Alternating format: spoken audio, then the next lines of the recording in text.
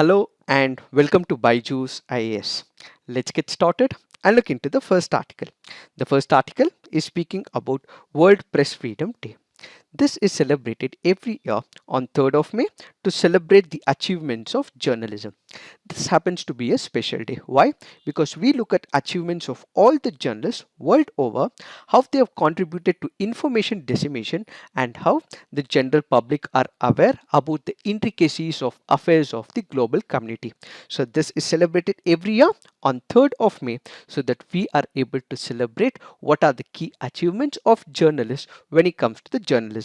The World Press Freedom Day has a theme for the year 2021 which happens to be information as a public good. What is this theme all about? Basically, we have the UNESCO which has come up with this particular theme. According to this particular theme, we know for the fact that information is a public good. People will have to know the awareness about the information. So what needs to be done? We need to ensure that there is production of the information, distribution of the information, reception of the quality content which happens to strengthen the journalism over a period of time. So the key idea or the theme as espoused by UNESCO is production, distribution and reception of the information so that this particular information can ultimately support and espouse transparency and accountability in the particular country or in a particular system. So this is a day which exposes the truth to the world so that information can be delivered from the journalist to the public. Now when we look into the profession of journalism, we have journalists who disseminate the information and at the same time they always face the threat of violence as well. Why is there violence? That is because they give information about illegal sand mafia, criminal mafia, expose corruption in the system, expose information about police brutality, and in all these cases, when they expose the system, the corruption in the system, they meet what is called as violence and threats.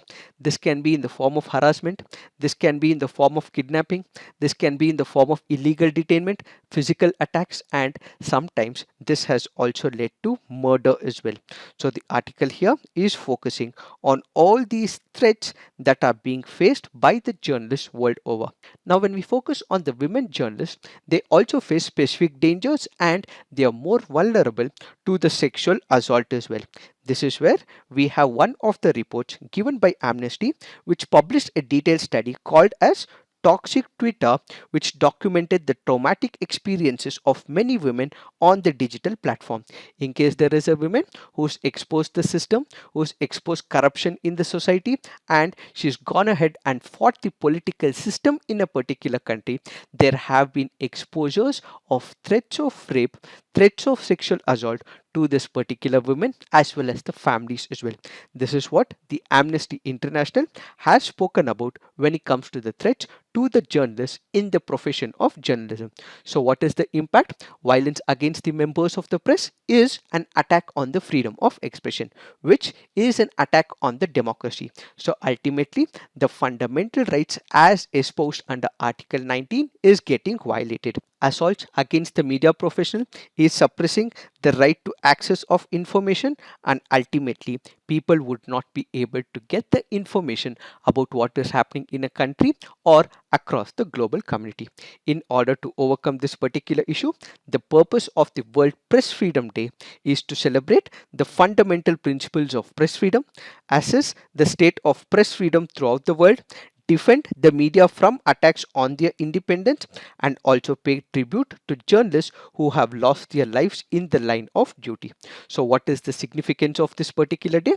It helps in understanding that press freedom is fundamental human right. Why? Because only when we get the information from the press is when we would be able to voice out our concern to the government. So they are acting as a bridge between the government as well as the general public. So the grievances of the general public is put out by the media so that the government is aware as to what is the expectation of the public.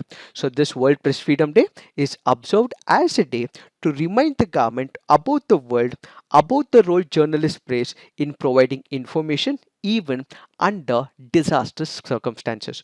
One such situation that we are currently going through is what is called as the COVID-19.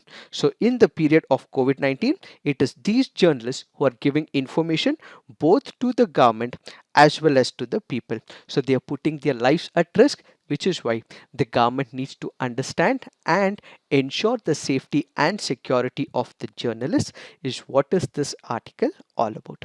Now let's look into the next article. This article says reimagine learning. The article here speaks about issues faced by the students with disabilities in accessing the education. COVID-19 has disrupted many sectors in India. It has disrupted many sectors in the economy. But one sector which was able to adapt in spite of the difficulties happens to be the educational sector.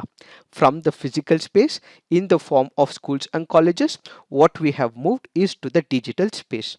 And now, in spite of this, what we have is issues in the educational sector, especially with respect to the disabled students, is what is this article all about.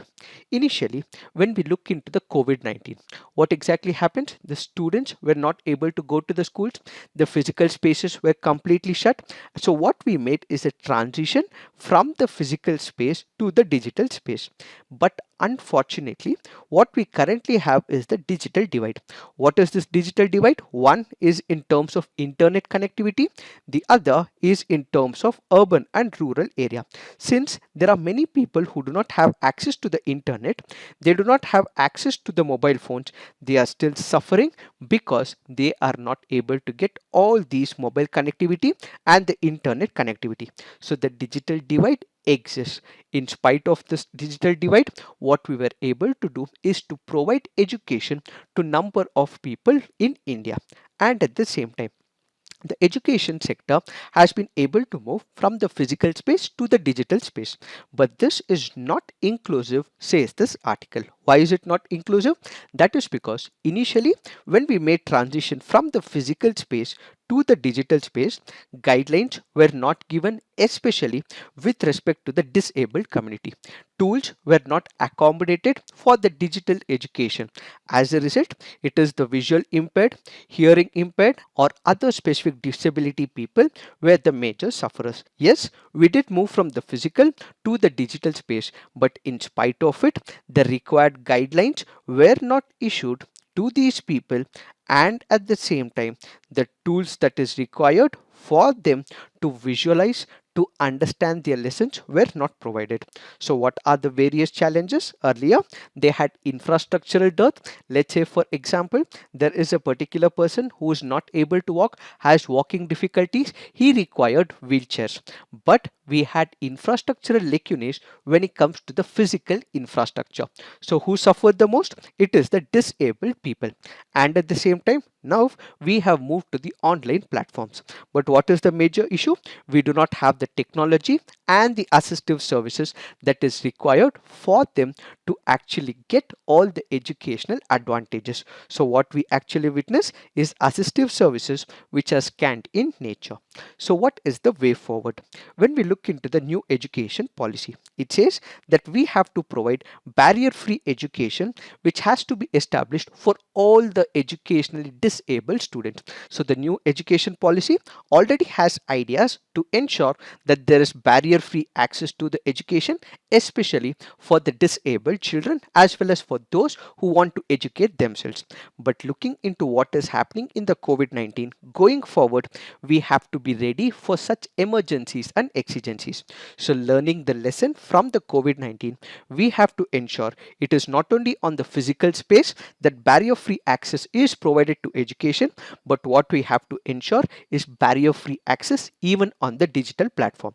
The same will have to be embedded when it comes to the higher educational institutes. This is not only at the school level, but even at the higher educational level.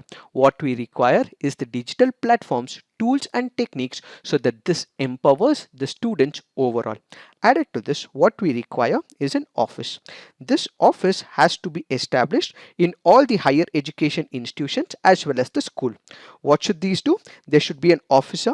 This officer should be sensitive enough to understand the problems of the disabled community, so they should help in integrating the disabled person into a particular environment, whether it is about the physical environment or it is about the digital environment. So there needs to be an office. This office has to have an officer. He has to be sensitive to the issues of the disabled community, so that this disabled community and its students should be integrated to the physical and the digital space. So all the support that is required will have to be provided by this office and the officer in charge in that particular institution. Added to this, many of the students in the schools and in colleges might not know that there is existence of such an office. So what we require is an information dissemination about the existence of such an office. So the students and the disabled community should be given information about the existence of such an office along with the tools that needs to be employed going forward.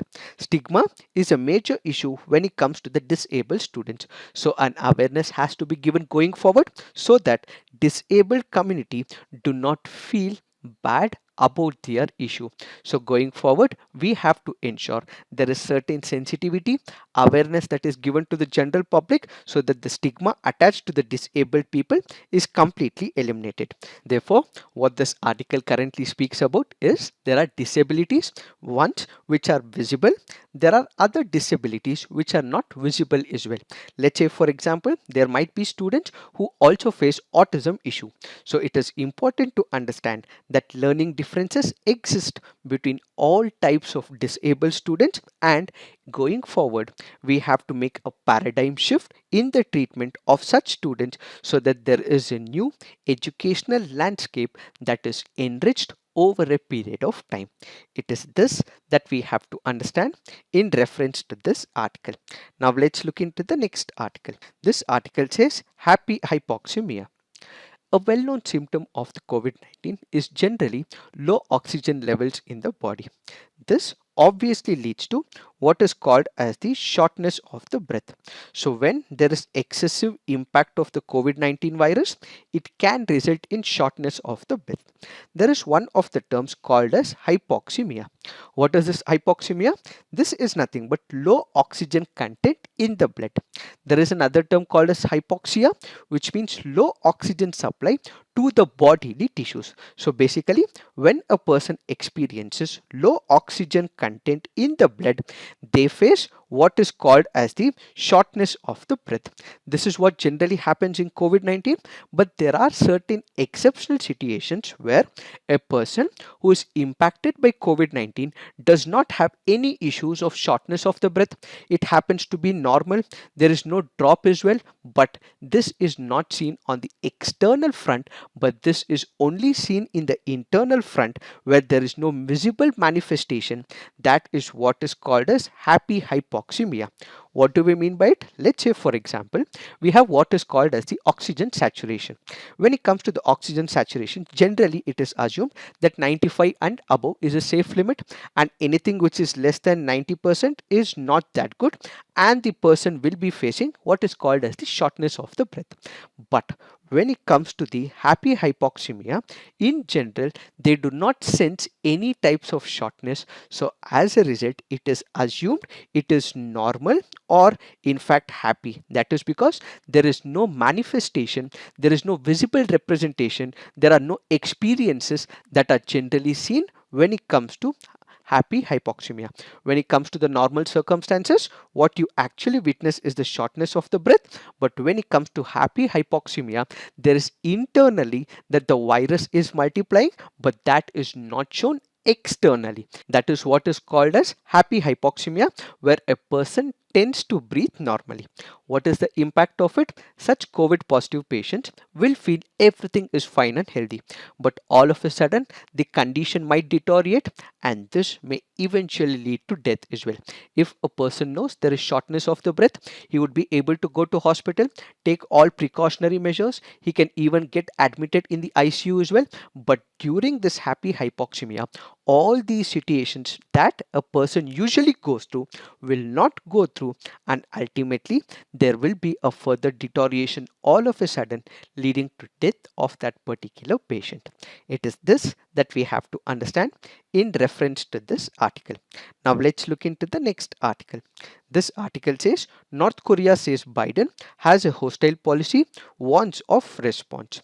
Whenever there is a new leader that is elected in a particular country, most of the leaders from other countries welcome him. How? By calling the leaders in person telephonic conversation, or they might congratulate the leader on Twitter. Sometimes there might be leaders who would also go to that particular country and also engage and have the conversation. But there is one country which is unique in its nature, and that happens to be North Korea. The minute Joe Biden became the president of United States of America, North Korea had a unique way of welcoming the new administration. How? That is by testing provocative weapons. North Korea launched a new type of tactical short-range ballistic missile to highlight its military advance and also welcome the new administration headed by Joe Biden.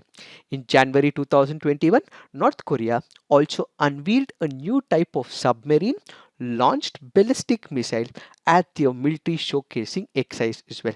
So this is how North Korea generally functions. Because of this tactical exercise and showcasing of the military exercise, the United States of America under the Joe Biden administration said that the nuclear program of North Korea could be a major security threat to the United States of America. So what did they say? They went ahead and said that they're planning to use all types of means and mechanisms via the diplomacy or via the stern deterrence, so that the impact of security issue is ultimately stopped, which is emanating from North Korea. So basically, United States of America said that they want to speak to all their allies, reduce the threats that is emanating from North Korea, either through diplomacy, where they want to have more talks with North Korea, or in fact use punishment or other sanctions, or in fact pressure North Korea not to conduct such an activity. So the minute these words were spoken by Joe Biden, we have North Korea which has given its response. So North Korea has accused US President Joe Biden of pursuing a hostile policy, dismissing spurious American diplomacy and warning of a response. So they have gone ahead and said if United States of America plans to take any stern action or execute an action plan which will disturb peace in North Korea, that is when North Korea will respond, which can be disastrous for United States of America, said North Korea.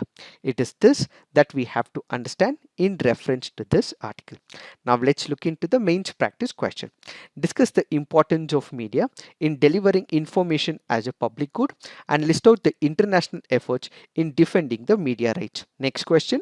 There is an urgent need to plan for disability inclusive education during and after COVID-19 crisis. Comment.